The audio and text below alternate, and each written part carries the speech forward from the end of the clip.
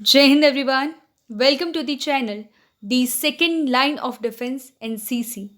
Today we are going to do some of the most important question from fieldcraft and battlecraft topic, in which we are going to cover the important topic as well as the most important questions from this particular topic.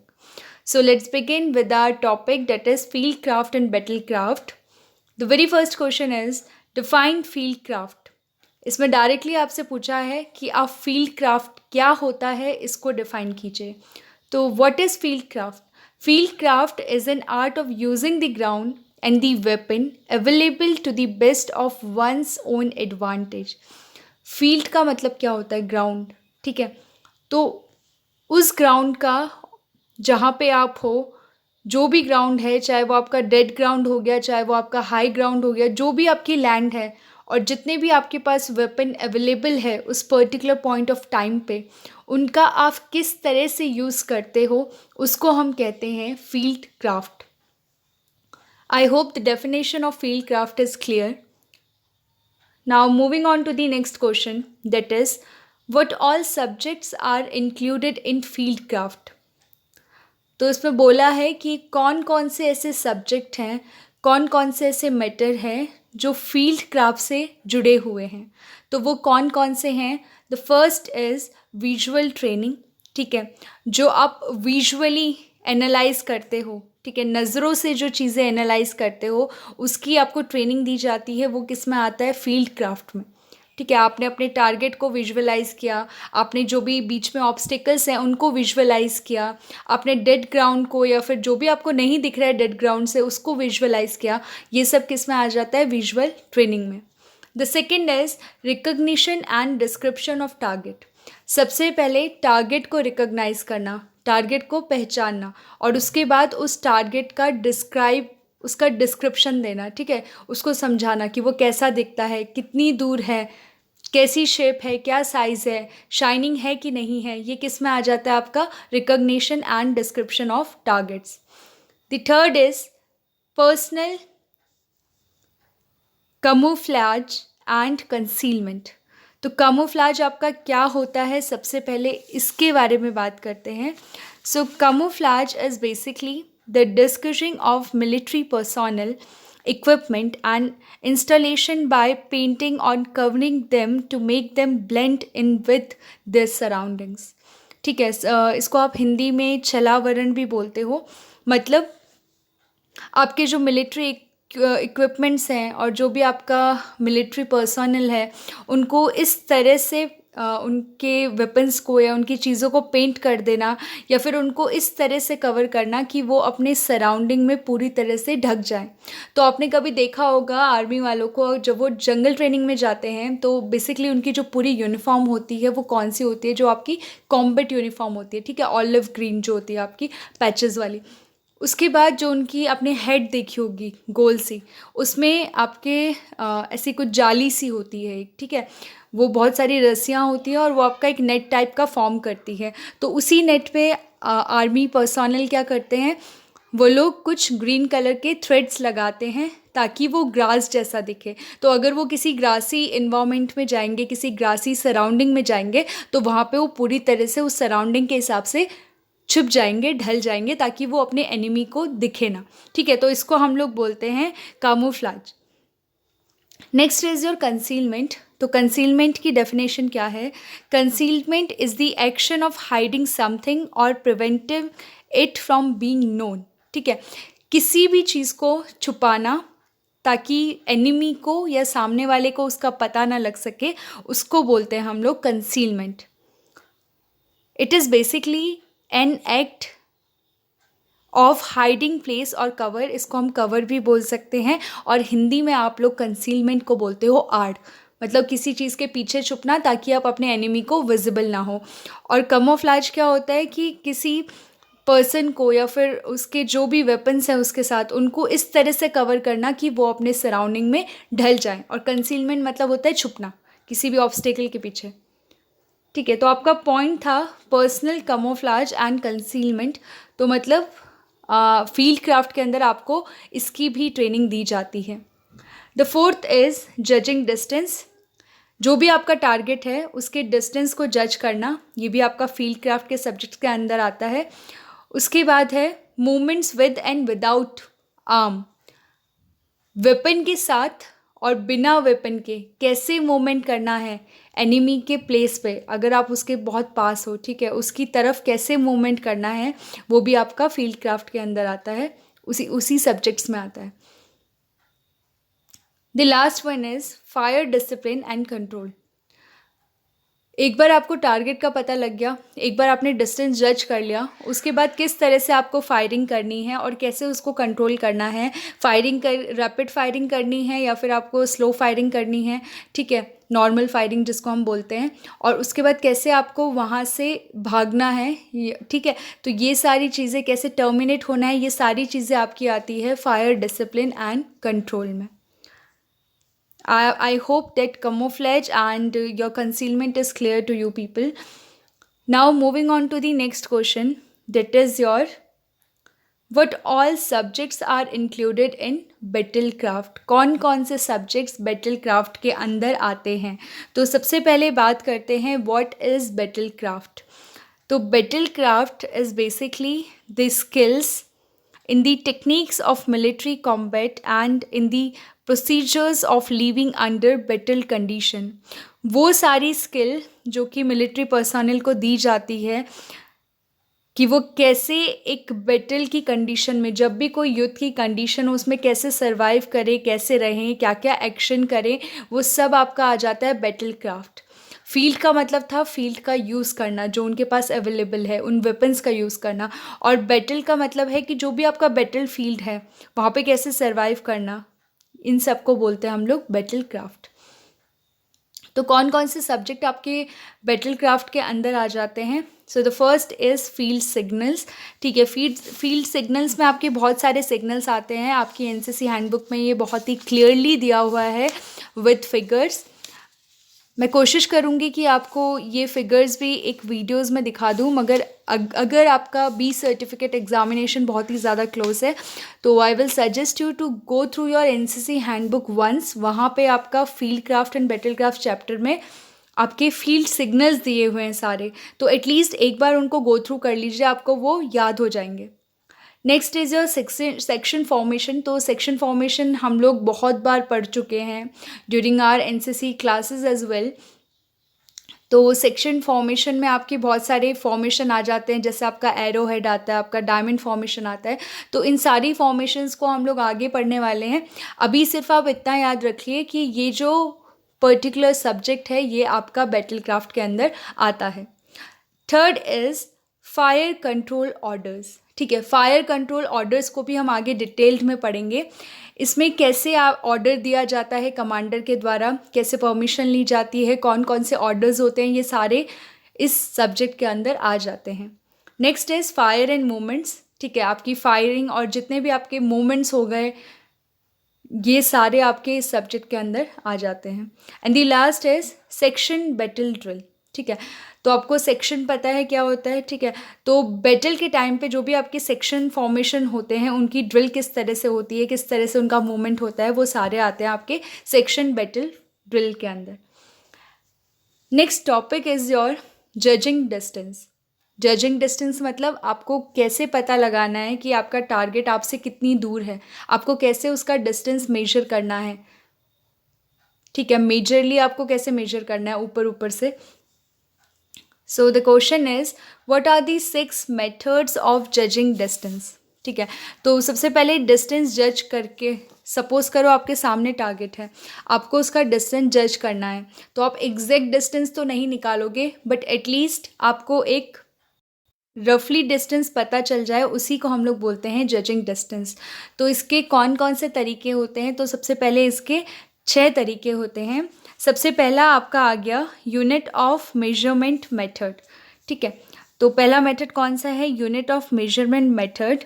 In this method we take any of the simple and convenient unit, say yard or kilometer, and determine the distance between the target and the shooter in multiples of yard or kilometer.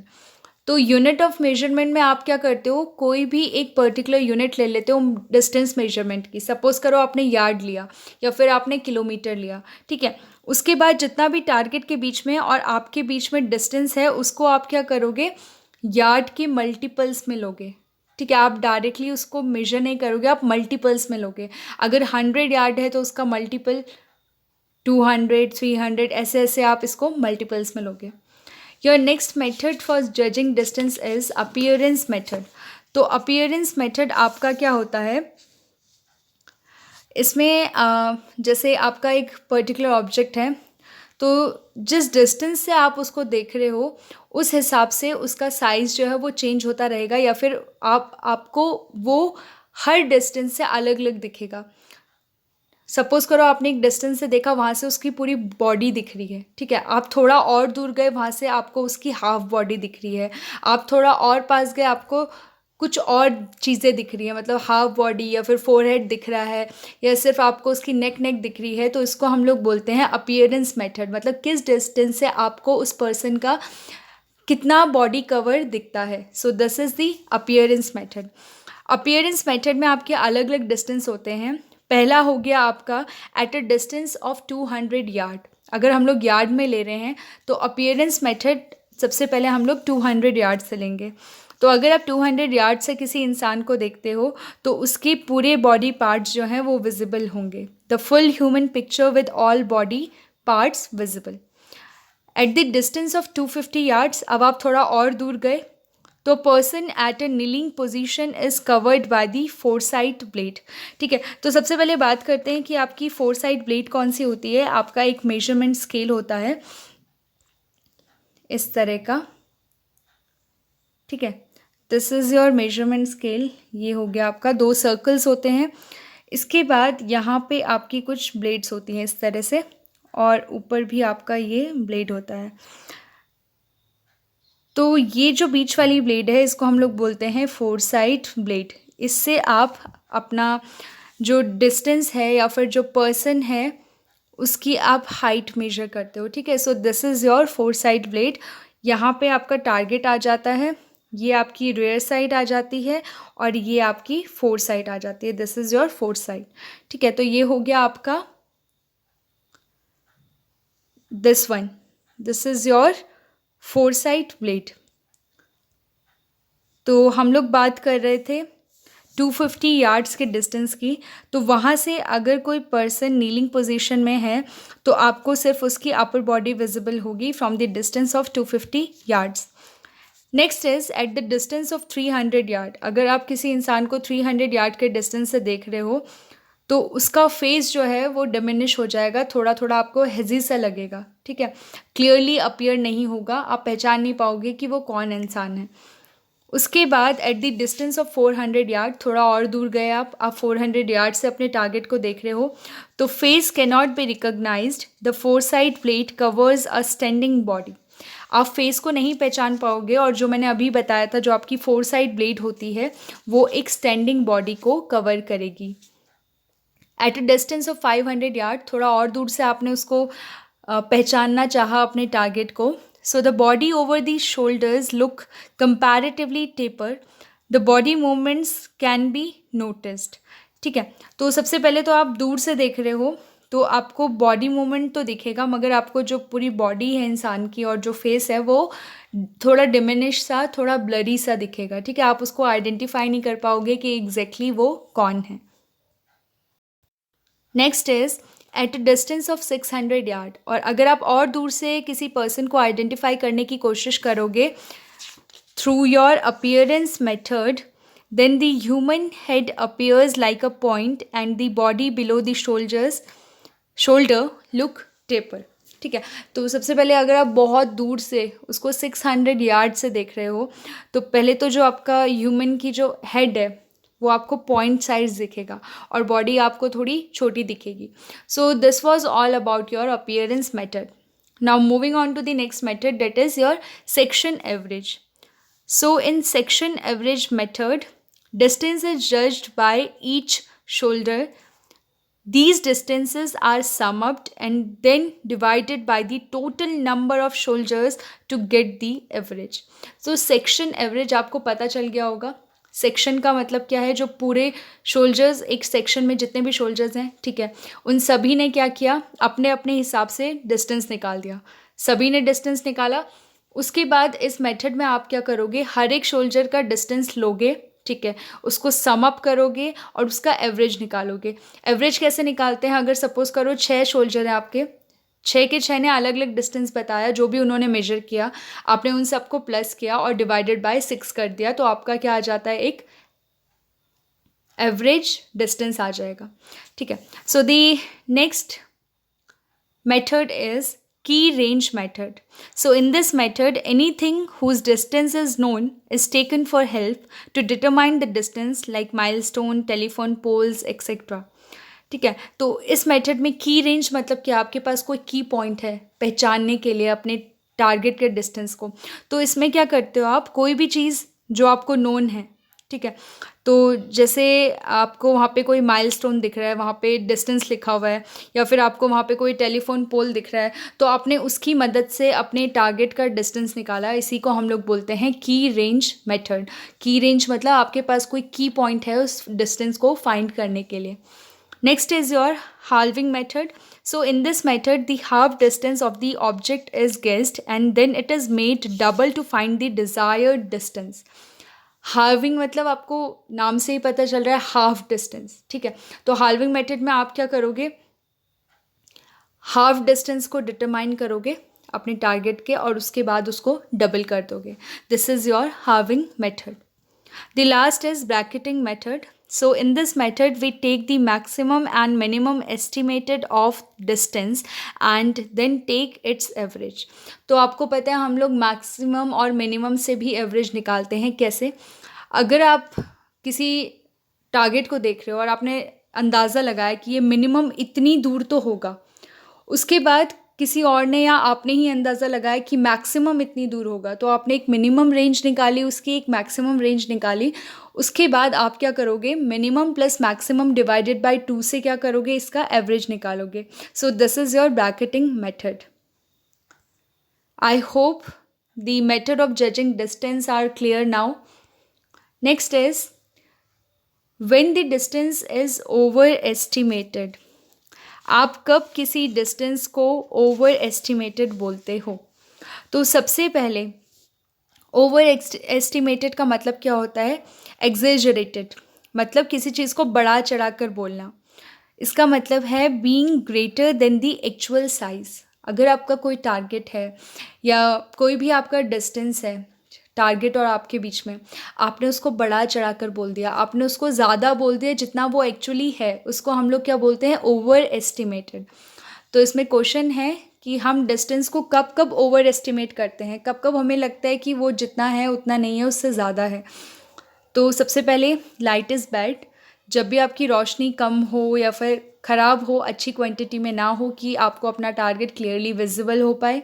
Second is the sun is in the observer's eye. ठीक है. तो आप distance को, आप अपने सामने target को देख रहे हो मगर जो सूरज है वो बिल्कुल आपकी आंखों में चमक रहा है, तो आप उसको कंप्लीटली अच्छे से डिटरमाइन नहीं कर पाओगे. Next is the object is small in relation to the surrounding. तो अगर कोई भी ऑब्जेक्ट स्मॉल हो और उसके बाकी सराउंडिंग में जितनी भी चीज़ें हैं वो ज़्यादा बड़ी हो, तो आप उसको ओवर एस्टिमेट कर लेते हो. आपको लगता है कि अगर वो छोटा दिख रहा है और उसके साइड साइड वाली सारी चीज़ें बड़ी हैं, तो आप उसको भी बड़ा लेके चलते हो. So this is where you over estimated your target. Next is looking through a valley of narrow lane, example street. तो जब भी आप किसी वैली से अपने टारगेट को या फिर उसके डिस्टेंस को मेजर करते हो, ठीक है, जैसे आपने किसी स्ट्रीट से मेजर किया, तो स्ट्रीट तो आपकी पतली है और आगे जाके आपको टारगेट दिखता है तो वो आपको ज़्यादा ही बड़ा दिखता है साइज़ में. So this is where you over estimate your target. And last is lying down. अगर आप नीचे लेट कर अपने टारगेट को एस्टिमेट करते हो तब भी आपको वो ओवर एस्टिमेट लगता है. Your next question is similar to the prior question. So this is when the distance is underestimated. तो अंडर एस्टिमेट वर्ड तो आप सभी ने सुना होगा. What is underestimate? It is basically to estimate an object or something to be smaller or less than its actual size. किसी भी object को या किसी भी डिस्टेंस को ऐसे मेजर करना, उसको कम मेजर करना जितना वो एक्चुअली है. ठीक है, तो उसको हम लोग बोलते हैं अंडर एस्टिमेट. कम आंकना किसी चीज़ को, this is under estimate. So the first point is the light is brighter or the sun is shining from behind the observer. आप किसी ऑब्जेक्ट को, आप किसी डिस्टेंस को ऑब्जर्व कर रहे हो और सूरज आपके पीछे है. ठीक है, तो तब क्या होगा, आपके पीछे है मतलब उस ऑब्जेक्ट पे ज़्यादा रोशनी पड़ेगी, तो वो साइड की जो उसकी बाउंड्रीज़ हैं वो तो डिमिनिश हो जाएगी because of the brightness of the sun. और हो सकता है कि आपकी शेडो भी, क्योंकि सूरज आपके पीछे है तो आपकी शेडो आपके आगे लाई करेगी, तो ऐसा भी हो सकता है कि आपकी शेडो भी एक हिंड्रेंस बने उस डिस्टेंस को मेजर करने में. So this is where you under estimate your target. Next is the object is large in relation to its surrounding. जो ऑब्जेक्ट है वो बड़ा है और उसके सारे सराउंडिंग की चीज़ें छोटी हैं. तो अगर बाकी चीज़ें छोटी हैं तो आप उसको भी छोटा मानकर ही चलोगे, तो यहाँ पे हम लोग उसको अंडर एस्टिमेट कर देते हैं. Next is there is some dead ground between observer and the object. तो सबसे पहले what is dead ground? A dead ground is an area of ground hidden from an observer due to undulation in the land.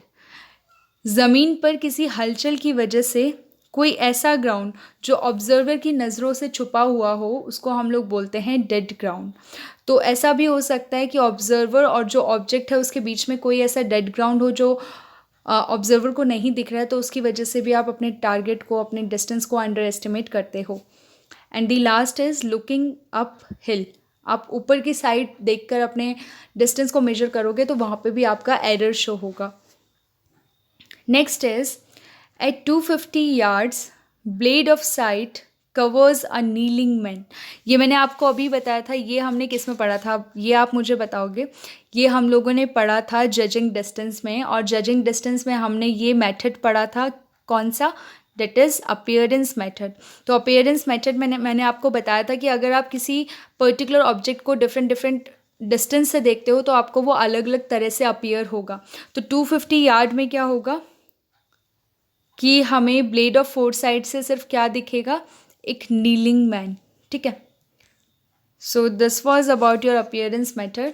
Now moving on to the next topic, that is description of ground. So description of ground से आपके कौन कौन से question बन सकते हैं? सबसे पहले है आपका what are the various types of ground. आपके अलग अलग तरह के ग्राउंड कौन कौन से होते हैं? सो the very first is broken ground. Broken मतलब टूटा हुआ, अनइवन.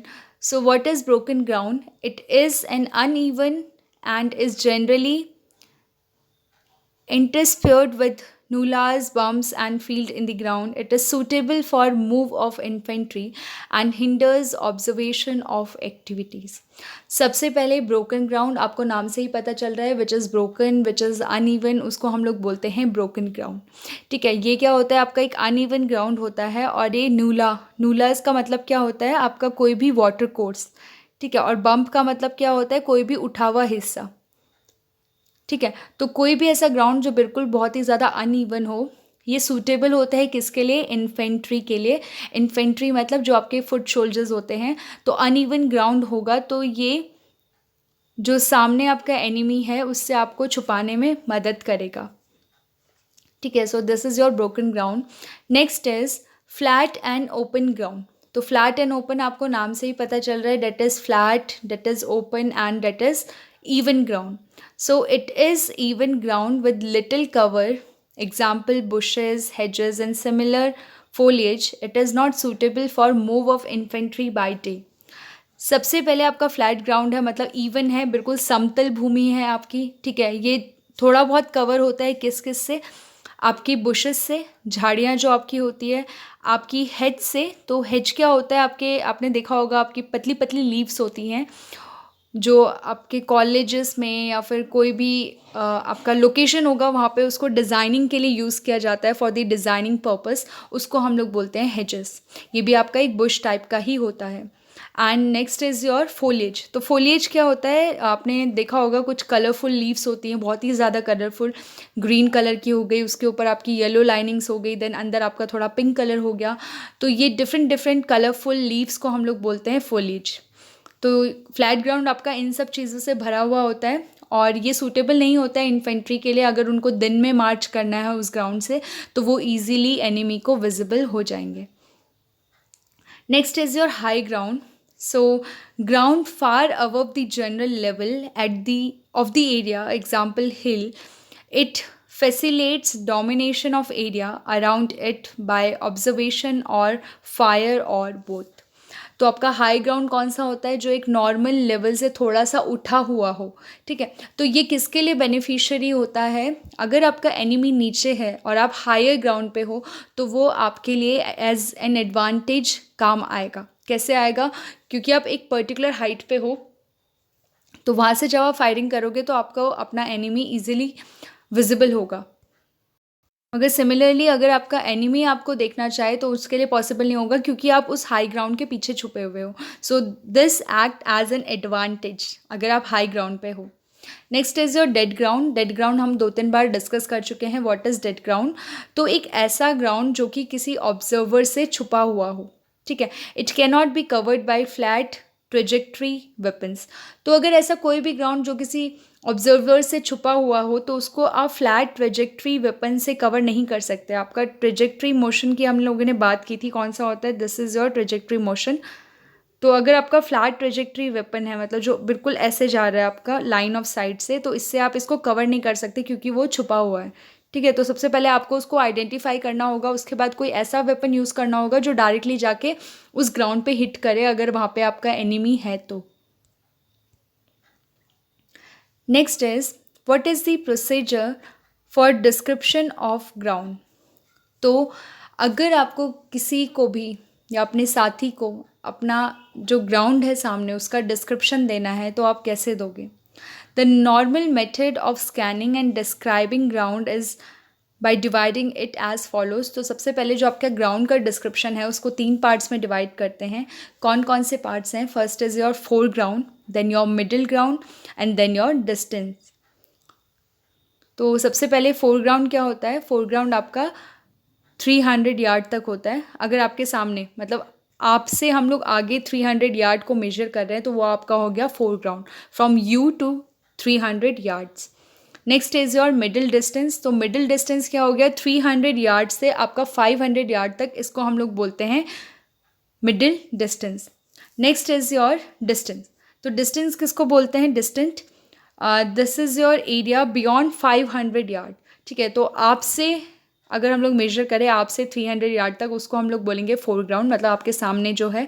उसके बाद 300 से 500 यार्ड तक उसको हम लोग बोलते हैं मिडिल ग्राउंड, जो बीच में लाई कर रहा है। और बियॉन्ड 500 यार्ड जो है वो आपका हो गया डिस्टेंस। तो आपका ग्राउंड कितनी पार्ट्स में डिवाइडेड है, 3 पार्ट्स में, और इसी को हम लोग क्या बोलते हैं, description of ground. Next is what is the procedure for indication of ground. तो अगर आप किसी ग्राउंड को इंडिकेट करोगे, ठीक है, कि ये ग्राउंड है, ये ऐसा दिखता है, इसके आसपास ये चीज़ें हैं, तो आप कैसे उसको डिस्क्राइब करोगे, उसका प्रोसेस क्या होगा एग्जैक्टली। तो पहला आपका हो गया जनरल लाइन ऑफ डायरेक्शन। पहला जो आपका प्रोसेस में आता है, पहला point, general line of direction. तो सबसे पहले आप डायरेक्शन बताओगे कि मेरा ग्राउंड इस तरफ है, ईस्ट में है, वेस्ट में है, इतना डिग्री पे है, इतना है। तो ये हो गई आपकी general line of direction. It is start by giving the general line of direction by pointing out the centrally located if possible prominent landmark, ठीक है। एग्जाम्पल क्या है, नंबर 1 सेक्शन 500 रेड हाउस। तो ये क्या हो गया, एक जनरल लाइन ऑफ डायरेक्शन। आपको किसी को भी बताना है कि यहाँ पे हूँ मैं और ये मेरा ग्राउंड है, तो आप उसको कैसे बताओगे, आप बोलोगे कोई भी वहाँ पे लैंडमार्क है, पहले तो आप साइड में अपने आसपास सराउंडिंग को ऑब्जर्व करोगे। उसके बाद आप कोई भी ऐसा लैंडमार्क ढूंढोगे जो आपको विजिबल है और जो दूर से किसी और को भी विजिबल हो। उसके बाद आप बताओगे, सपोज करो आपका क्लॉक टावर है, तो आप बताओगे यहाँ पे एक क्लॉक टावर है। ये हो गया आपका जनरल लाइन ऑफ डायरेक्शन, आपने एक direction they the. Next is your boundaries. So after giving general line of direction, give left and right boundaries of your area. Divide the ground into foreground, middle ground and distance. Having done so, start from the left to right systematically and describe. In attack description, the ground nearest to you first, that is foreground, then middle and then distant, and defense reverse the process. देखो, इसमें directly बोला है कि पहले आपने उनको एक general line of direction दे दी कि ये क्लॉक टावर है, मेरा ग्राउंड या फिर मेरी पोजीशन जो है वो इसके आसपास है. सेकंड हो गया आपका बाउंड्रीज. तो आपको बाउंड्रीज बतानी है कि आप एग्जैक्टली हो कहाँ पे. तो आपको कैसे बतानी है, पहले आप लेफ़्ट से स्टार्ट करोगे. ठीक है, हमेशा ये प्रोसेस कहाँ से स्टार्ट होगा, लेफ़्ट से. सबसे पहले आप लेफ़्ट से बोलोगे कि मेरे लेफ़्ट साइड ये है, उसके बाद मिडिल में ये है और देन हमारे राइट में ये है. तो आपका डिस्क्रिप्शन कहाँ से स्टार्ट होगा, फ्रॉम लेफ़्ट टू राइट. उसके बाद आप अपने ग्राउंड को हमेशा किस पार्ट में डिवाइडेड करोगे, आप अपने ग्राउंड को 3 पार्ट में डिवाइडेड करोगे. ये हमने रिसेंटली पढ़ा है कि आपका ग्राउंड डिस्क्रिप्शन में क्या आ जाता है, 3 पार्ट्स आ जाते हैं. कौन कौन से आते हैं, आपका foreground, your middle ground and then your distant ground. ठीक है, तो आप इन 3 पार्ट्स में अपने ग्राउंड को पहले डिवाइड करोगे. उसके बाद अगर आपको अटैक का डिस्क्रिप्शन देना है, ठीक है, जहाँ से आप अटैक कर रहे हो, तो सबसे पहले आप क्या करोगे, जो सबसे आगे आपका ग्राउंड है, कौन सा ग्राउंड है, फोर ग्राउंड, उसको आप डिस्क्राइब करोगे. उसके बाद जो आपका मिडिल ग्राउंड है उसको डिस्क्राइब करोगे और फिर आप अपने डिस्टेंस ग्राउंड को डिस्क्राइब करोगे. मगर अगर आपके डिफेंस का पोजीशन है, डिफेंस का मतलब क्या होता है, खुद को बचाना. तो अगर आपका डिफेंस का पोजीशन है तो सबसे पहले आप डिस्टेंस ग्राउंड को डिस्क्राइब करोगे, देन मिडिल को और उसके बाद लास्ट में फोर ग्राउंड को. So these are your indication of ground, procedure for indication of ground. Next is recognition, description and indication of landmarks and targets. आप कैसे रिकॉग्नाइज करोगे टारगेट को, कैसे उसको डिस्क्राइब करोगे और देन कैसे लैंडमार्क को इंडिकेट करोगे कि वो एग्जैक्टली है कहाँ पे, इसके बारे में हम लोग पढ़ते हैं. सो the question is define landmarks and target. Landmark और टारगेट की डेफिनेशन क्या है. So firstly, landmark, an object which is prominent on the ground and which is used in verbal orders to explain the ground in front. Landmark हम पहले भी बहुत बार discuss कर चुके हैं. लैंडमार्क मतलब कोई भी ऐसा मार्क जो विजिबल हो और जो परमानेंट हो. ठीक है, तो जिससे आप इजीली अपने ग्राउंड को डिस्क्राइब कर सको. कोई बड़ा सा पेड़ है, हम सारे पेड़ की बात नहीं कर रहे हैं, कोई बड़ा सा पेड़ है जो यूनिक है उस एरिया में, वो आपका लैंडमार्क हो गया. ठीक है, उसके बाद कोई आपका क्लॉक टावर है, कोई भी आपका टावर है जो थोड़ा यूनिक है उस पर्टिकुलर एरिया में जहाँ पे आप हो, तो वो आपका क्या हो गया, landmark. Target, it is an object which is indicated with a view to bring down fire on it. Target मतलब जिस पर्टिकुलर ऑब्जेक्ट को आपको हिट करना है उसको हम लोग बोलते हैं target. Next is describe the methods of indication of easy target.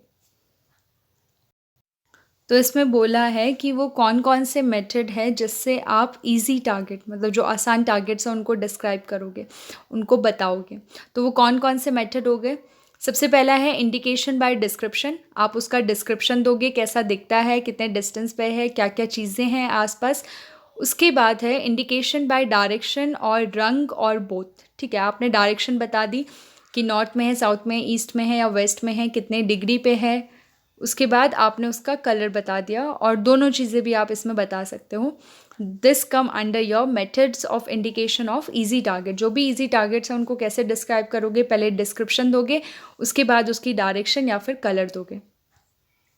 Your 13th question is what are the methods of indication of difficult target. तो अगर आपने अभी इजी टारगेट को डिफाइन किया है तो सिमिलरली आप डिफ़िकल्ट टारगेट्स को कैसे इंडिकेट करोगे, कैसे डिफाइन करोगे. तो पहला हो गया आपका इंडिकेशन बाय डिस्क्रिप्शन. ठीक है, इसमें भी आप क्या करोगे, सबसे पहले उसको डिस्क्राइब करोगे, कैसा दिखता है, कहाँ पर है, अपने ग्राउंड को डिस्क्राइब करोगे. Next is your the reference point method. Reference point of method में जो भी आपका एक प्रोमिनेंट लैंडमार्क है, जो भी आपका एक विजिबल और यूनिक लैंडमार्क है, आप वहाँ पे उसको डिस्क्राइब करोगे. नेक्स्ट इज योर क्लॉक रे मेथड. सो क्लॉक रे मेथड में आप क्या करते हो, आप एक पर्टिकुलर, जैसे आपने 3 o'clock बोला, तो 3 o'clock ऑब्वियसली आप क्लॉकवाइज जाओगे, तो 3 o'clock आपका कहाँ पे आ जाता है, ठीक है, आप पहले 12 पे हो, उसके बाद आपने क्या बोला 3 o'clock, तो वो आपका एग्जैक्टली 90 डिग्री बन जाता है। तो इस तरह से भी आप अपने टारगेट को डिफाइन कर सकते हो कि इतने क्लॉक पे है। और इसमें आप क्या करते हो, सेंटर ऑफ द क्लॉक को रेफरेंस पॉइंट लेते हो, जो भी आपका क्लॉक का सेंटर है, ठीक है, जिसको भी आपने अपने क्लॉक का सेंटर माना है उसको एज अ रेफरेंस पॉइंट आप इसमें लोगे। Next is the degree method.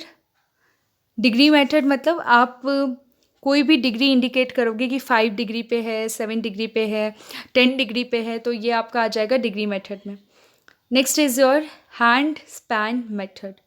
तो आप अपनी एनसीसी हैंडबुक खोलोगे तो उसमें आपके हैंड्स के एंगल दिए हैं, ठीक है। तो अगर आपकी मुट्ठी बंद है तो वो आपका हो गया 3 डिग्री एंगल, देन आपका 8 डिग्री एंगल। आपने थोड़ा सा हाथ खोला है तो it will be your 12 degree, then आपने थोड़ा और खोल दिया तो it will be your 19 degree. तो इसको हम लोग बोलते हैं हैंड स्पैन मेथड।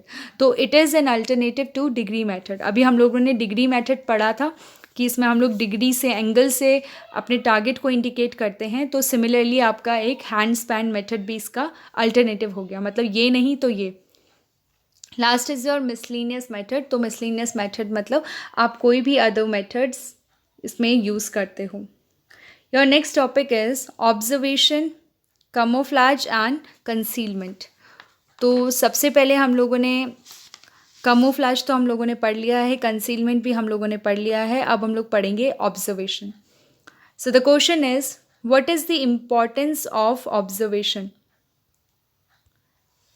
इसमें बोला है कि आपकी ऑब्जर्वेशन की और आपके कंसीलमेंट की इम्पॉर्टेंस क्या क्या होती है। So the very first point is a soldier who is trained in both can locate and kill his enemy without being seen himself. Observation का मतलब क्या होता है, अपने टारगेट को ऑब्जर्व करना, उसकी पोजीशन को आइडेंटिफाई करना। और कंसीलमेंट का मतलब क्या होता है, खुद को छुपाना, ठीक है। आपने कमोफ्लाज पढ़ा था तो उसमें क्या होता था, आप अपने खुद को और अपने इक्विपमेंट्स को ऐसे पेंट करते हो, ऐसे कवर करते हो कि आप सराउंडिंग में ढल जाओ। तो कंसीलमेंट का मतलब भी क्या होता है, किसी आड़ में छुप जाना। तो इसमें बोला है कि ऑब्जर्वेशन और कंसीलमेंट के इम्पोर्टेंस क्या क्या है। तो सबसे पहले अगर एक शोल्डर दोनों केसेस में ट्रेंड है, उसको ट्रेनिंग मिली है ऑब्जर्वेशन में भी और कंसीलमेंट में भी, तो वो क्या कर सकता है, अपनी एनिमी की पोजीशन को लोकेट कर सकता है, उसको बता सकता है कि वो एग्जैक्टली है कहाँ पे, और अपने एनिमी को भी मार गिरा सकता है बिना खुद को सामने दिखाए हुए। खुद छुपकर अपने एनिमी की पोजीशन को फाइंड करके उसको गिरा सकता है। Second is ground observation of enemy provides one of the most valuable sources of information on which the plans of higher commands are based. तो अगर आपको ऑब्जर्वेशन कंसीलमेंट मेथड दोनों आते हैं तो आप क्या कर सकते हो, अपने एनिमी के ज़्यादा करीब जा सकते हो। जितना पास आप उसके लोकेटेड हो, आप एक ग्राउंड ऑब्जर्वेशन करोगे, ठीक है। ग्राउंड ऑब्जर्वेशन में क्या होता है, आप उनकी सारी इन्फॉर्मेशन ले लेते हो, एक एक प्रिसाइज इन्फॉर्मेशन ले लेते हो, और ये क्या करता है, हायर कमांड के जो प्लान्स होते हैं उनको डायरेक्टली इफेक्ट करता है, ठीक है। So this is your second point. Last is in defence good concealment enable a defender to mystify and deceive the enemy, and in the event of an attack repel the enemy by producing fire as close range from an unexpected quarter. सबसे पहले concealment का मतलब होता है छुपाना खुद को किसी भी आड़ में, ठीक है। तो अगर कोई डिफेंस पर्सनल है, उसको खुद को छुपाना आता है, तो वो क्या करेगा, पहले तो छुपा कर अपने दुश्मन को धोखा देगा, उसको पता नहीं लगने देंगे कि हम यहाँ पे हैं, हमारी उनकी प्रेजेंस को वहाँ पे पता नहीं लगने देंगे। और फिर क्या करेंगे, अपने एनिमी को फायर करेंगे ऐसे टाइम पे जो टाइम बिल्कुल अनएक्सपेक्टेड हो। जैसे सुबह का आपका टाइम हो गया 3 o'clock या 4 o'clock, जैसे आपने जो उरी अटैक से पहले जो अटैक हुआ था वो उसमें भी कुछ ऐसा ही हुआ था कि सोल्जर्स उस टाइम सो रहे थे, अपना कोई भी काम कर रहे थे, ठीक है। तो ऐसा टाइम जो बिल्कुल अनएक्सपेक्टेड हो, बिल्कुल अनएक्सपेक्टेड कि इस टाइम पे कोई भी अटैक हो सकता है, उस टाइम पे अपने एनिमी को अटैक करना, ये भी हमारा कंसीलमेंट के अंदर आता है। Your 15th question is what are the fundamentals for correct use of cover. तो सबसे पहले हम लोग बात करते हैं कि आपका कवर क्या होता है। तो कवर मतलब कोई भी ऐसी आर्ट जिसमें आपने खुद को छुपाया हुआ है, ठीक है, कोई भी ऐसा ऑब्स्टिकल या कोई भी ऐसी आड़, कोई भी ऐसा लैंडमार्क जिसके पीछे आपने खुद को छुपाया हुआ है, दिस इज़ योर कवर। तो इसमें बोला है कि फंडामेंटल्स क्या होते हैं किसी भी करेक्ट कवर के। So the first is whenever possible look through the cover and not over it. आप जिसके भी पीछे छुपे हो, अगर पॉसिबल हो तो आप उसके आर पार देखो, उसके ऊपर से नहीं, ठीक है, झांक के मत देखो क्योंकि आप फिर विजिबल हो जाओगे। Next is if it is not possible to look through the cover, look round it rather than over it. अगर आपके लिए पॉसिबल नहीं है, क्या पता वो कवर थिक हो, क्या पता वो आपका ओपेक हो, ठीक है, ओपेक मतलब जिसके आर पार आप नहीं देख सकते हो, क्या पता ट्रांसलूसेंट हो जिसमें आपको धुंधला दिखता है, तो आप उसके ऊपर से ना देखकर उसके आजू बाजू से अपने टारगेट को देख सकते हो। Next is it is necessary to look over the cover, avoid breaking straight line. ठीक है, तो आपका स्ट्रेट लाइन क्या हो गया, बिल्कुल आप सीधा अपने टारगेट के आई ऑफ साइट पे हो। तो अगर आपके लिए पॉसिबल नहीं हो रहा है कवर के आर पार देखना या कवर के साइड से देखना, आप उसको ऊपर से ही देख रहे हो, तो उसकी कभी भी स्ट्रेट लाइन को ब्रेक मत करना। Next is the sky line is the worst background you can choose, but if you cannot avoid observing over the cover and again the skyline, use something to break your silhouette. तो सबसे पहले आपकी sky line क्या होती है, it is N outline of land and building defined against the sky. ठीक है, so this is your sky line. उसके बाद क्या बोला है कि अगर ये पॉसिबल नहीं है आपके लिए कि आप कवर के आर पार देख सको, तो आप उसके ऊपर से देख रहे हो। अगर आप उसके ऊपर से देख रहे हो तो सबसे पहले आप अवॉइड करो observing over the cover and against the sky line. आप स्काई लाइन के अगेंस्ट देखना, अपने टारगेट को ऑब्जर्व करना अवॉइड करो। और अगर ऐसा भी हो रहा है तो कुछ ऐसा करो कि आपके जो सिलौटे है उसको आप अवॉइड कर सको, उसको आप ब्रेक कर सको। तो silhouette is basically what, it is your shadow. तो अगर आपके सन आपके बिल्कुल ऊपर है या पीछे है तो कहीं ना कहीं आपकी शेडो विजिबल होगी। अगर आप ऊपर से देख रहे हो अपने जो भी आपका कवर है आप उसके ऊपर से देख रहे हो, ठीक है, तो ये क्या होगा, अगर आपके सूरज आपके ऊपर है तो आपकी शेडो कहीं ना कहीं विजिबल होगी। तो आपको कोशिश करनी है कि आप अपनी शेडो को ब्रेक कर सको या फिर उसको छुपा सको। Next is when firing from inside a building, keep well back, making use of the shadow. अगर आप किसी भी बिल्डिंग के अंदर से फायरिंग कर रहे हो तो आप अपनी शेडो का यूज़ करो to hit your particular target. Next is a rough, dark and irregular background which matches your clothes provides considerable cover from view. अगर आपका पीछे कोई रफ बैकग्राउंड है, आपकी घास फूस है या कुछ भी ऐसा है जो कि आपके यूनिफॉर्म को मैच कर रहा है, आपके क्लोथिंग को मैच कर रहा है, तो ये आपके लिए एक बेनिफिशियल पॉइंट हो सकता है। Next is isolated cover is dangerous because it will attract more attention of the enemy and can be easily indicated in a fire order.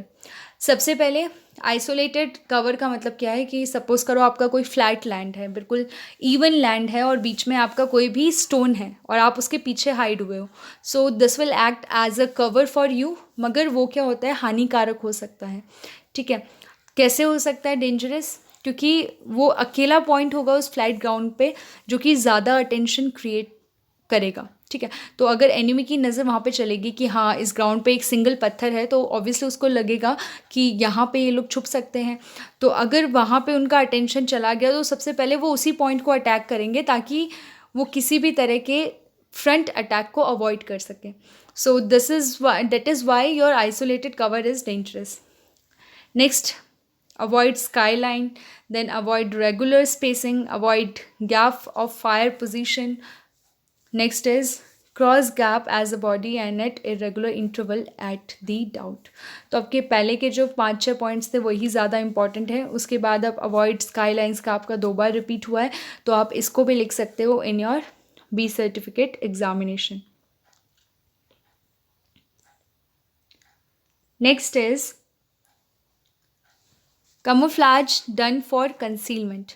तो आपको कैमोफ्लेज का मैंने आपको डेफिनेशन बताया था। ये क्या होता है, कोई भी मिलिट्री पर्सनल अपने को और अपने वेपन्स को या फिर जो भी उनके साथ चीज़ें हैं उनको इस तरह से पेंट करते हैं, इस तरह से कवर करते हैं कि वो सराउंडिंग में ढल जाएं। तो इसमें यही पॉइंट कहा गया है कि वो लोग ये सब क्यों करते हैं, they done it for concealment, छुपने के लिए, आड़ के लिए उसका इस्तेमाल करते हैं। किसका? कैमोफ्लेज का। 17 is what are the factors that makes it is not thin, it is things. So correct it out.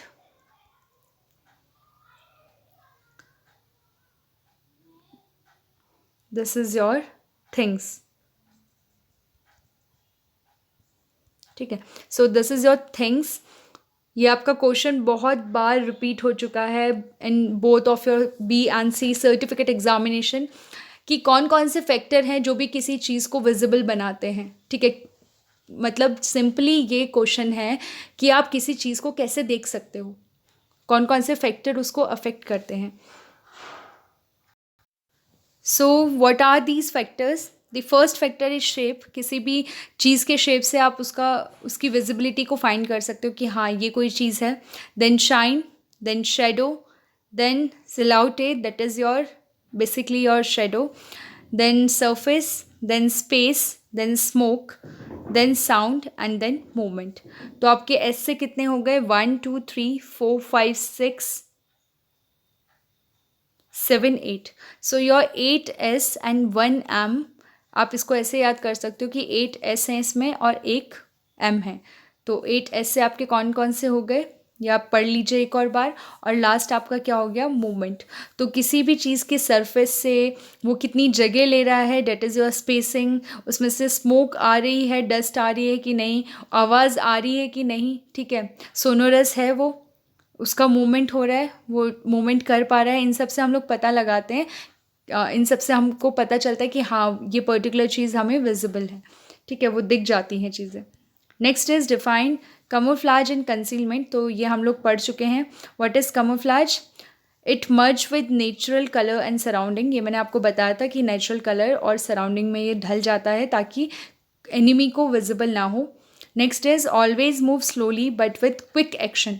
धीरे धीरे मूव करता है, क्योंकि कोई भी सराउंडिंग आपकी, अगर आपने बुश का कोई कलर लिया है, उसके रंग में आप रंगे हो, तो आपका मूवमेंट स्लो होगा मगर एक्शंस आपके क्विक होंगे। Next is destroy shines. Shine को डिस्ट्रॉय कर दो, क्योंकि शाइनी चीज़ जो है वो हमेशा विजिबल हो जाएगी। अगर लाइट है और सूरज आपके किसी ऐसे सरफेस पे पड़ रहा है जो शाइनी है, तो ऑलवेज विजिबल हो जाएगा एनिमी को। Next is make use of shadow. Shadow का यूज़ करो and merge with the surrounding. तो it is the use of camouflage. Now next is concealment. तो कंसीलमेंट का मतलब क्या होता है? आड़ या फिर कोई भी कवर जिसमें आप छुपे हो। So concealment is the art of using artificial and natural aid to mystify and deceive the enemy. The main object to defeat the enemy observation.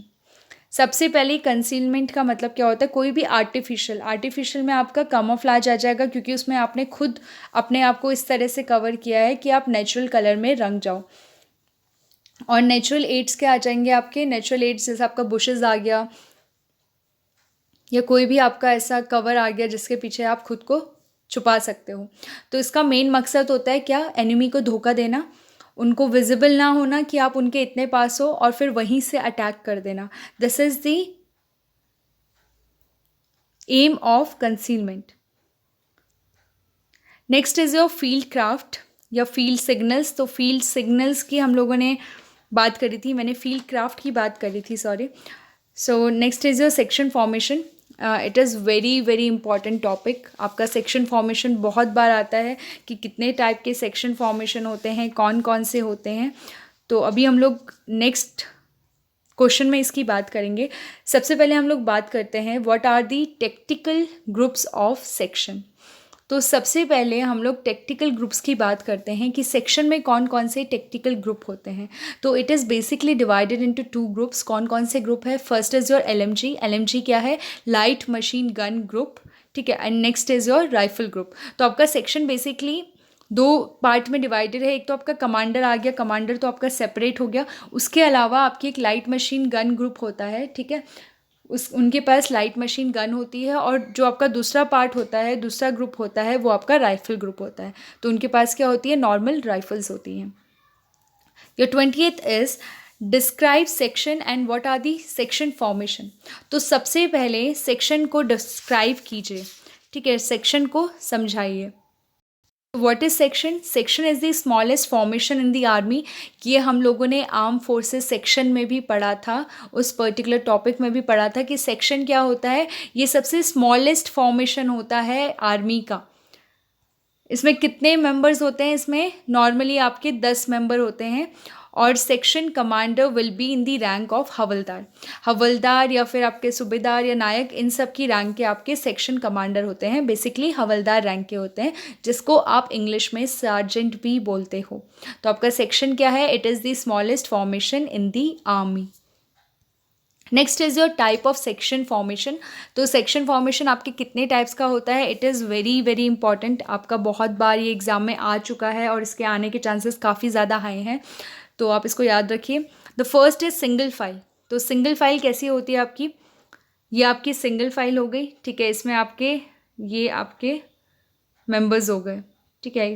Particular point पे आपके मेंबर्स हो गए। यहाँ पे कहीं जहाँ आपका फर्स्ट राइफलमैन होगा, आपका सेकंड राइफलमैन होगा, इसके बाद थर्ड नंबर पे आपका सेक्शन कमांडर होता है। This is your section commander, ठीक है। उसके बाद आपका बॉम्बर होता है, फिर सेक्शन 21C होता है, फिर ऐसे से करके आपके बाकी मेंबर्स होते हैं जो इसके बाद आते हैं। तो पहला आपका फर्स्ट राइफलमैन, देन सेकंड, और इसके बाद थर्ड नंबर पे आपके आ जाते हैं section commander. So this is your single file, मतलब एक सिंगल फाइल बनाई है इन्होंने। Next is your file formation. तो सेक्शन फॉर्मेशन में फाइल फॉर्मेशन कैसा हो गया? फाइल फॉर्मेशन आपका बेसिकली कैसा होता है? आपकी 2 फाइल्स होती हैं, ठीक है। यहाँ पे आपके 4 ट्रूप्स होते हैं, सॉरी 4 मेंबर्स होते हैं। बीच में आपका कमांडर होता है, दिस इज़ योर कमांडर, और आगे आपका राइफलमैन होता है। So this is your file formation. इसका बेसिकली शेप क्या है? दिस इज़, ये आपकी 2 फाइल हो गई, आगे आपका एक मेंबर हो गया और बीच में आपका कमांडर हो गया। This is file formation. Next is your arrowhead. तो एरो हेड आपको नाम से ही पता चल रहा है, जिसमें एरो बन रहा हो। तो एरो हेड फॉर्मेशन क्या होता है? एरो हेड फॉर्मेशन में यहाँ पे आपका एक राइफलमैन होता है, उसके बाद यहाँ पे आपके 4 मेंबर्स होते हैं दोनों साइड, और ये आपका एक एरो फॉर्म करते हैं, और बीच में आपके कौन होते हैं? This is your commander, this is your commander. तो ये हो गया हमारा एरो हेड फॉर्मेशन, ठीक है। इसका बेसिकली शेप क्या होता है? इस टाइप का, and this is your commander and this is your member, ठीक है। ये हो गया arrow head formation. Next is your diamond formation. तो डायमंड आपको नाम से ही पता चल रहा है, जो डायमंड शेप बनाएगा। तो डायमंड फॉर्मेशन कैसा होता है? आपका डायमंड फॉर्मेशन होता है ऐसा, इस टाइप का, ठीक है। डायमंड शेप बनाता है। कितने कितने मेंबर्स होते हैं? तो यहाँ पे आपके 3 मेंबर हो गए, फिर यहाँ पे आपके मेंबर्स हो गए, देन अगेन 1 2 3, देन अगेन 1। तो ये हो गया आपका डायमंड फॉर्मेशन, और यहाँ पे बीच में आपके कमांडर होते हैं। आपके कमांडर कहाँ पे हो गए? यहाँ बीच में। This is your diamond formation.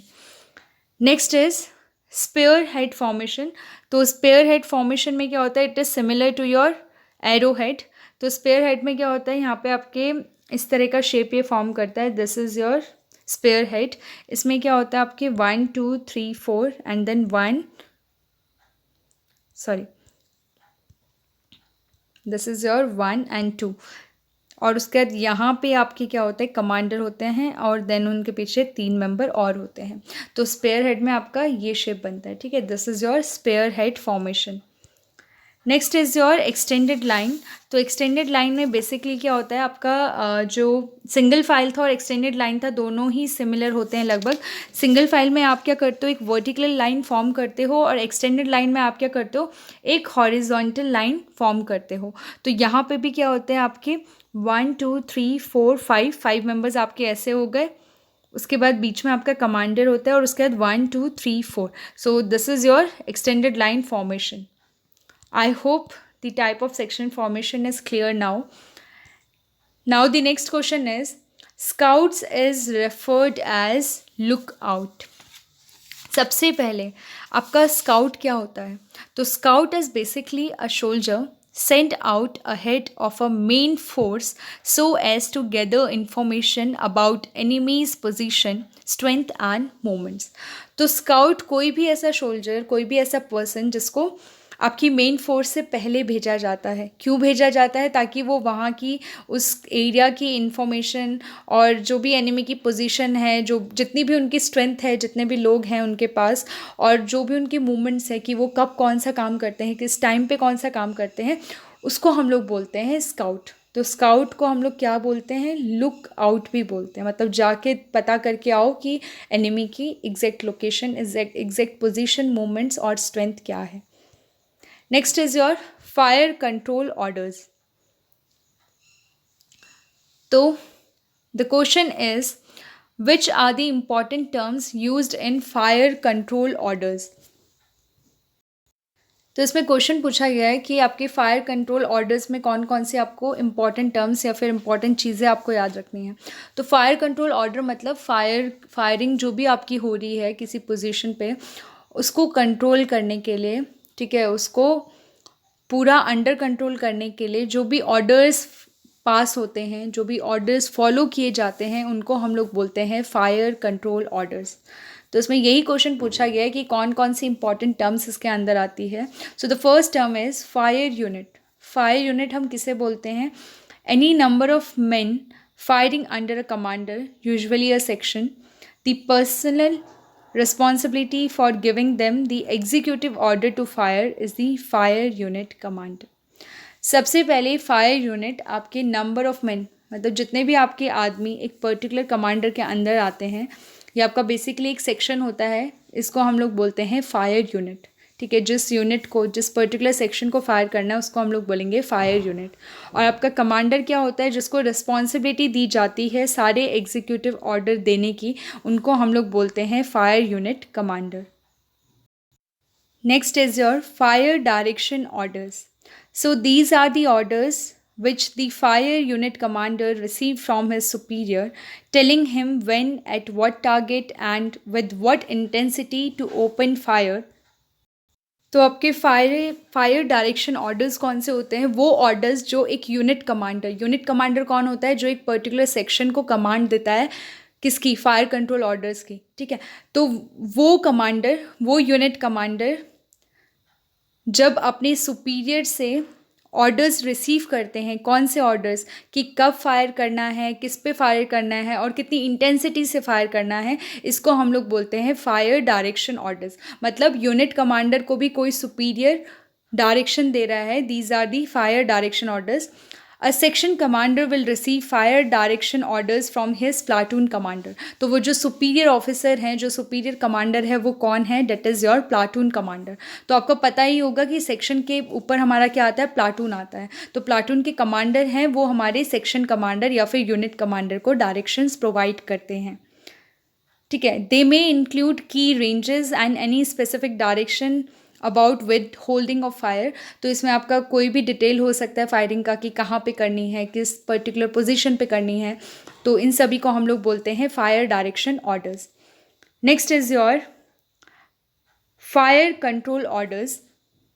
So these are the orders given by the fire unit commander to direct and control the fire of his fire unit.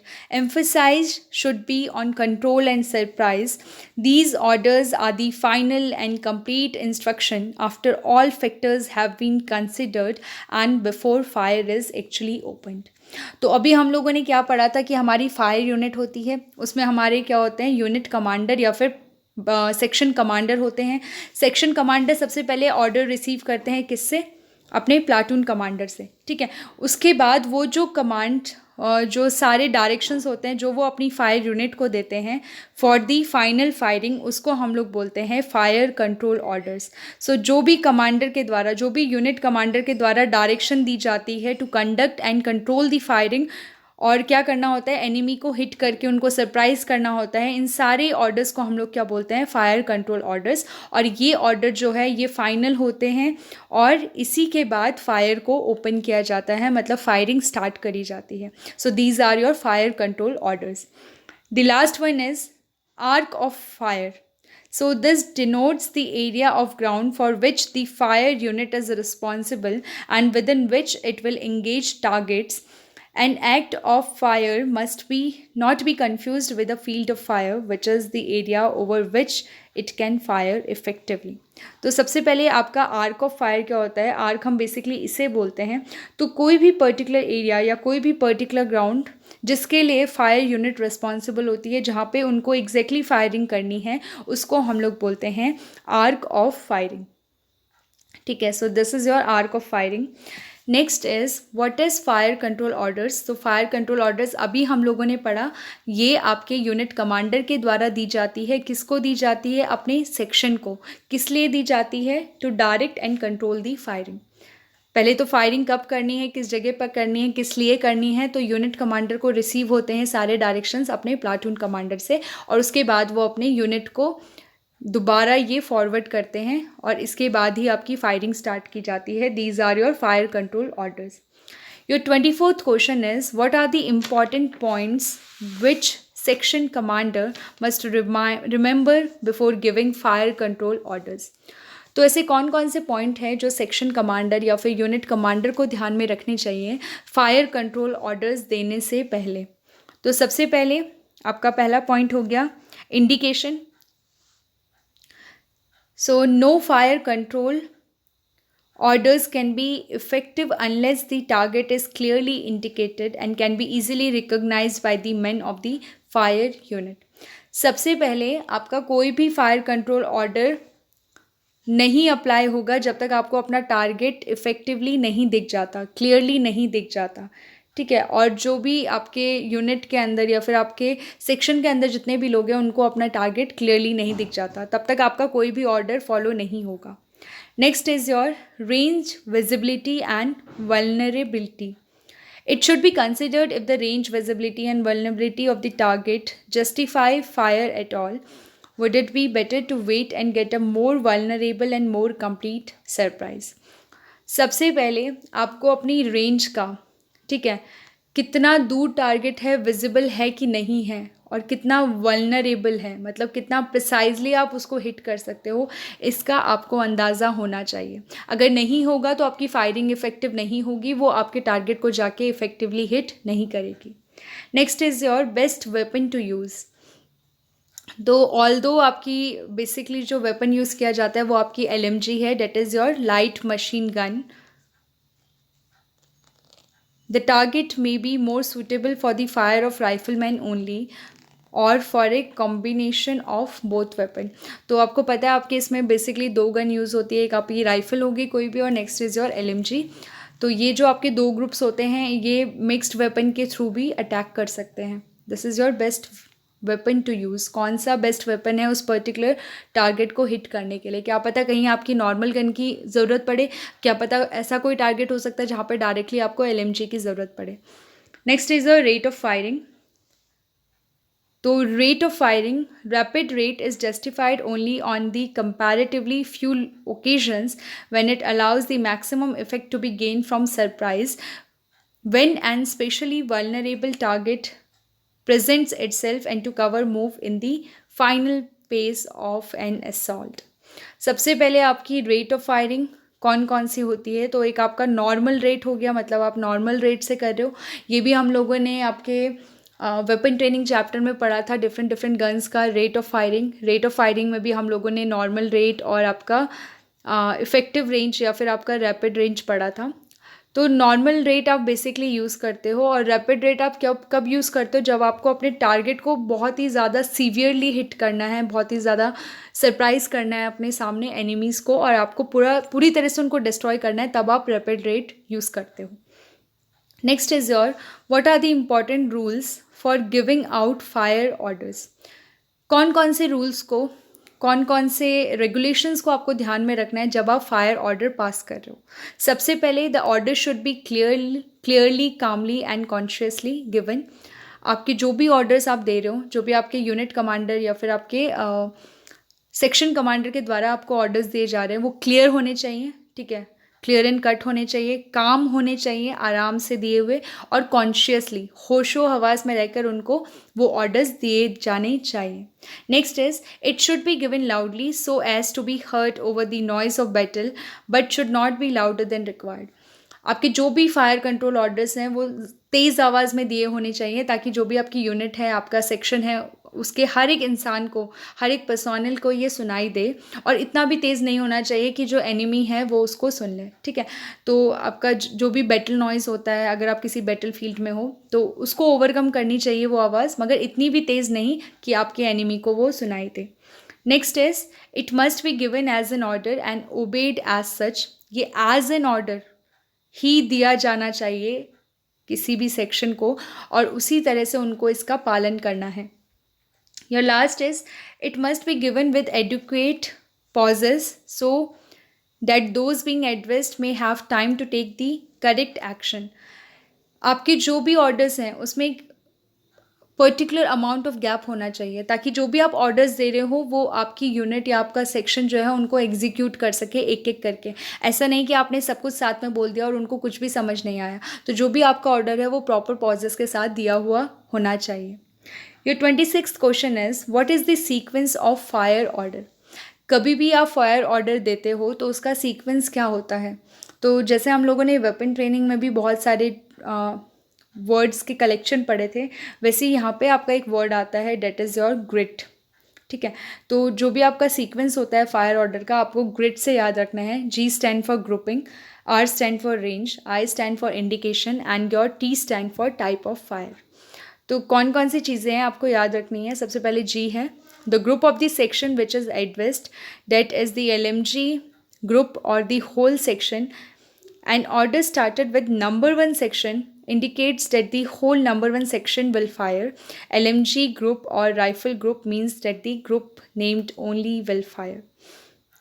Group में क्या आ गया आपका, जो भी ऑर्डर मिला अगर उसके आगे आपको बोला है नंबर 1 सेक्शन, तो जो भी आपका पूरा सेक्शन होगा नंबर 1 वो सबके सब फायरिंग करेंगे. ठीक है, मगर अगर उस पर्टिकुलर सेक्शन में भी आपके 2 ग्रुप्स होते हैं जो हमने पढ़ा था कौन कौन से, आपका एक हो गया LMG ग्रुप और दूसरा आपका हो गया राइफल ग्रुप. तो अगर LMG ग्रुप को रेफ़र किया है तो LMG ग्रुप ही फायरिंग करेगा.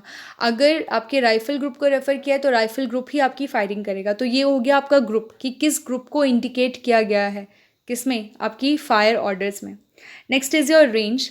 The range to the target to ensure accuracy of fire and to concentrate attention on a limited area of ground. सबसे पहले आपकी जो रेंज है उसका आपको पता होना चाहिए और वो आपका फायर इतना एक्यूरेटली उस पर्टिकुलर रेंज पे लगना चाहिए कि वो उस लिमिटेड ग्राउंड में भी आपके टारगेट को सही पोजीशन पे पहुंचा सके. Next is your indication. The indication of the point of aim by its description. तो इंडिकेशन क्या होता है, बेसिकली इंडिकेट करना, बताना किसी चीज़ के बारे में. तो आपको अपना पॉइंट ऑफ एम क्लियर होना चाहिए, उसका डिस्क्रिप्शन आपको क्लियर होना चाहिए कि एग्जैक्टली मेरा एम है कौन सा. Next is your type of fire. तो the type of fire to be employed. ठीक है, टाइप ऑफ फायर मतलब रैपिड फायर हो गया या फिर आपका नॉर्मल फायर हो गया, ये बताया हुआ होना चाहिए कि कौन सी फायरिंग आपको करनी है, रैपिड करनी है या फिर आपको नॉर्मल रेट ऑफ फायर से फायर करना है. 27th question is What are the different type of fire control orders? तो कौन कौन से आपके अलग अलग तरह के फायर कंट्रोल ऑर्डर्स होते हैं. तो the first is delayed fire control orders. Delayed मतलब जो थोड़ी देरी से दिए गए हों ऑर्डर्स, उनको हम लोग बोलते हैं delayed. Next is your full fire control orders. सारे ऑर्डर्स आपको दिए गए हों, this is your full fire control orders, मतलब सारे ही बता दिए गए हों कि आपको इसके बाद ये करना है, इसके बाद ये करना है. Next is your opportunity fire control orders. Opportunity मतलब आपको एनिमी नहीं दिख रहा है, मगर जब भी आपको एनिमी दिखता है तो मतलब वो एज एन अपॉर्चुनिटी है आपके लिए, क्या, फायर करने के लिए. तो this is your opportunity fire control orders. मतलब जब भी अपॉर्चुनिटी मिले to hit the enemy you should take that opportunity and should fire. ठीक है, this is your opportunity fire control orders. Next is your brief fire control orders. तो brief fire control orders मतलब जो briefly आपको दिए गए हों, these orders are your brief fire control orders. Your 28th question is fire and movements. What are the aim of ambush. तो सबसे पहले हर एक पेपर में आपसे ये डेफिनेटली पूछा जाता है what is ambush. So firstly you should know that what is the definition of ambush. So ambush is basically a surprise attack from a concealed position upon an unsuspecting moving और temporarily halted enemy. ठीक है, पहली बात तो ये क्या होता है, एक सरप्राइज अटैक होता है. कहाँ से होता है, कंसील्ड पोजीशन से, मतलब जहाँ पे भी आप छुपे हो, जो भी आपकी कवर पोजीशन है, वहाँ से आप एक सरप्राइज अटैक करते हो. किसके ऊपर करते हो, एक अनसस्पेक्टेड मूविंग और टेम्पररी हाल्टेड एनिमी.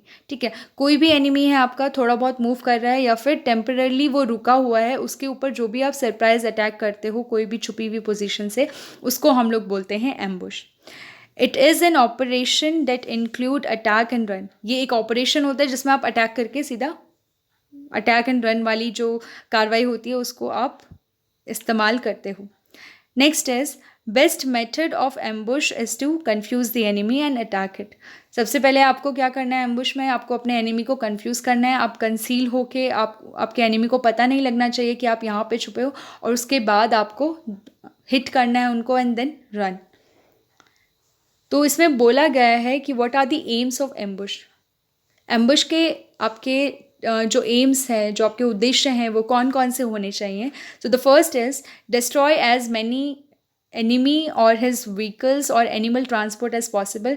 जितने हो सके उतने एनिमीज़ को, उनके ट्रांसपोर्टेशन जो भी उनकी सर्विसेज हैं, चाहे वो व्हीकल हो गया, चाहे वो एनिमल ट्रांसपोर्ट हो गया, उनको ख़त्म कर दो जितना हो सके. Next is obtain information at intelligence, for example identification and documents. अगर पॉसिबल है तो आप उनकी जितनी इन्फॉर्मेशन हो सके उसको गेन करने की कोशिश करो, चाहे वो फिर आइडेंटिफिकेशन हो गया कि किस लोकेशन पे वो पोजीशन है, कौन कौन से लोग हैं, उनके चेहरे को आइडेंटिफाई कर दो, और चाहे वो डॉक्यूमेंट्स हो गए अगर आप पॉसिबल होता है, अगर आपको मिलते हैं तो.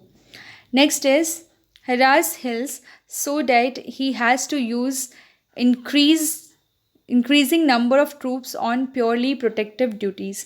तो इतना उनको डिस्ट्रॉय कर दो कि जो उनकी प्योरली प्रोटेक्टिव ड्यूटीज़ पे जो भी ट्रूप्स लगे हुए हैं उनको भी इंक्रीज़ करना पड़े, उनको भी बुलाना पड़े टू सपोर्ट देम. ठीक है, next topic is your knots and lashings. So ये भी आपका one of the important topic from this particular topic, that is field craft and battle craft. तो नॉट्स एंड लैशेस आपकी बुक में बहुत अच्छे से गिवन है. कभी कभी आपसे टाइप ऑफ नॉट्स भी पूछा जा सकता है, तो एक दो एग्जाम्पल मैं आपको देती हूँ, बाकी आप इस पर्टिकुलर टॉपिक को अपनी एनसीसी हैंडबुक से देखिए, because it is all about figure. अगर आपको फिगर समझ नहीं आएगा, आपको नॉट भी समझ नहीं आएगी. One of your not is your thumb not. ठीक है, थंब नॉट. तो थंब नॉट कैसा होता है, this is your thumb not. ठीक है, आपकी थंब रख के आप इस नॉट को बनाते हो, this is your thumb not. उसके बाद आता है फिगर 8 नॉट. तो फिगर ऑफ 8 हम लोग बनाते हैं एनसीसी में, द गर्ल कैडेट्स. तो फिगर ऑफ 8 आपको पता होगा. सो सिमिलरली आपका फिगर 8 नॉट है, इसमें भी आप 8 की पोजीशन बनाते हो. तो ये आपका कैसा होता है, this is your figure of 8, sorry,